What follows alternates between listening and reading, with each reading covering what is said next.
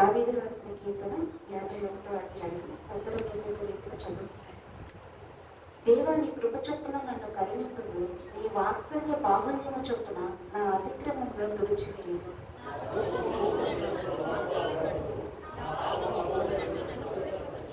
నా అతిక్రమములు నాకు తెలిసి ఉన్నవి, నా పాపం ఎల్లప్పుడూ నా ఎదుట ఉన్నది.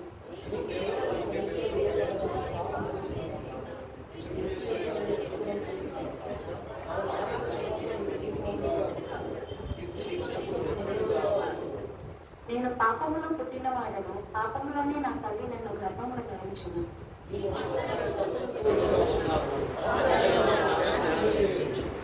నేను పవిత్రుడవునట్లు హిస్సోపుతో నా పాపము పరిహరింపును, హిమము కంటేనూ నేను తెల్లగా మొదలనట్లు నీవు నన్ను కడుగును.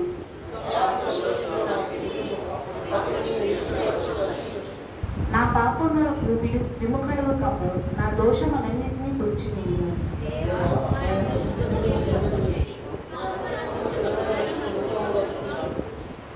నీ సన్నిధి నుండి నన్ను త్రోసివేయకుము, నీ పరిశుద్ధాత్మను నా యొద్ద నుండి తీసివేయకుము.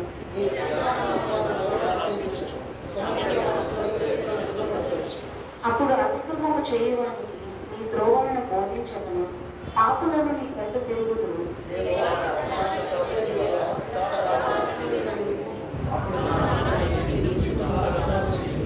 ప్రభువా, నా నోరు నీ స్తుతిని ప్రచురపరచినట్లు నా పెదవులను తెరవును.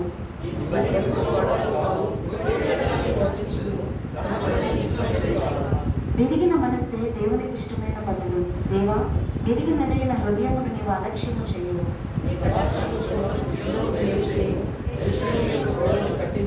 చివరి వాక్యము అందరం కలిసి చదువుతున్నాము.